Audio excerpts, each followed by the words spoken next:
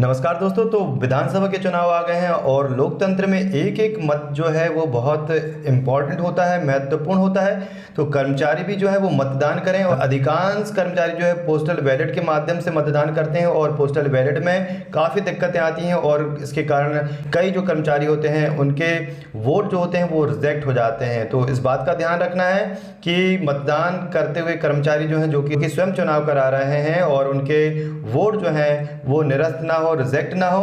और इसलिए ज़रूरी है कि कर्मचारी जब ट्रेनिंग के लिए जाएं और जब उन्हें मतदान का अवसर प्राप्त होता है तो वे अपने एपिक कार्ड को लेकर के जरूर जाएं, जो जिससे कि उनकी भाग्य संख्या और जो भी जानकारियां हैं वो वहां पर उपलब्ध हो सके। तो जो कर्मचारी हैं जो कि पोस्टल बैलेट के माध्यम से मतदान करेंगे तो किन फार्मों को उनको भरना है और किस प्रकार भरना है, तो इसकी जानकारी जो है नरसिंहपुर जिले के आरटीओ अधिकारी श्री जितेंद्र शर्मा जी द्वारा बहुत अच्छे तरीके से बताई गई है, सहज सरल तरीके से। तो आइए जानते हैं कि किस प्रकार जो है मतदान करेंगे कर्मचारी, किन किन प्रपत्रों को भरेंगे, और वीडियो को ज़्यादा से ज़्यादा शेयर करें कि जिससे कोई भी कर्मचारी जो है वो मतदान की प्रक्रिया से वंचित ना हो। तो आइए देखते हैं जानकारी। पोस्टल बैलेट के लिए जो लिफाफा प्राप्त होगा उसमें निम्न सामग्री प्राप्त होगी। प्रारूप 13 क या निर्वाचक द्वारा घोषणा, प्रारूप 13 ख या छोटा लिफाफा या लिफाफा क, डाक मतपत्र, प्रारूप 13 ग या बड़ा लिफाफा। साथ ही साथ प्रारूप 13 घ के रूप में निर्वाचकों के मार्गदर्शन के लिए अनुदेश प्राप्त होंगे। सर्वप्रथम प्रारूप 13 क या निर्वाचक द्वारा घोषणा को भरा जाना होता है। इसके लिए जो खाली स्थान है वहां विधानसभा क्षेत्र का नाम और उसका क्रमांक लिखना है, और इसके पश्चात जहां पर क्रम संख्यांक लिखा हुआ है वहां डाक मतपत्र की क्रम संख्या जो डाक मतपत्र के ऊपर अंकित है वह लिखनी है। निर्वाचक के हस्ताक्षर किए जाने हैं, निर्वाचक का पता लिखा जाना है और तारीख लिखनी है। तत्पश्चात जो निर्वाचक है जिसने डाक मतपत्र का उपयोग कर रहा है उनके हस्ताक्षर का अनुप्रमाणन गजेटेड ऑफिसर द्वारा किया जाना है।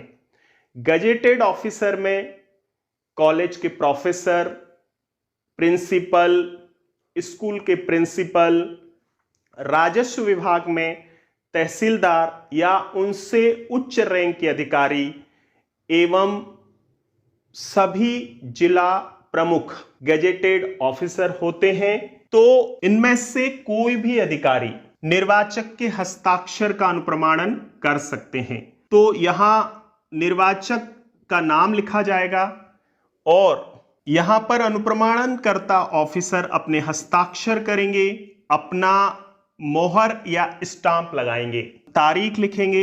इस प्रकार निर्वाचक द्वारा घोषणा भरी जाएगी। तत्पश्चात जो डाक मतपत्र है उसमें निर्वाचक द्वारा अपने पसंदीदा अभ्यर्थी के नाम के सामने टिक मार्क लगाया जाएगा। तत्पश्चात जो छोटा लिफाफा है या लिफाफा क है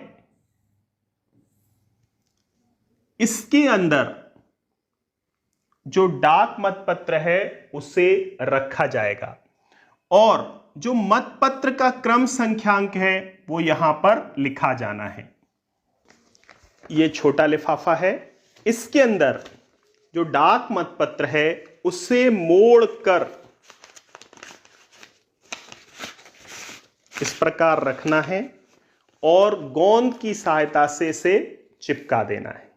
तत्पश्चात हम डाक मतपत्र वाला छोटा लिफाफा और निर्वाचक द्वारा भरा गया घोषणा पत्र इस प्रकार रखेंगे और बड़े लिफाफे के अंदर इससे इन दोनों को रख देंगे। बड़े लिफाफे को गोंद की सहायता से बंद करने के पश्चात हम भेजने वाले की हस्ताक्षर के स्थान पर हस्ताक्षर करेंगे।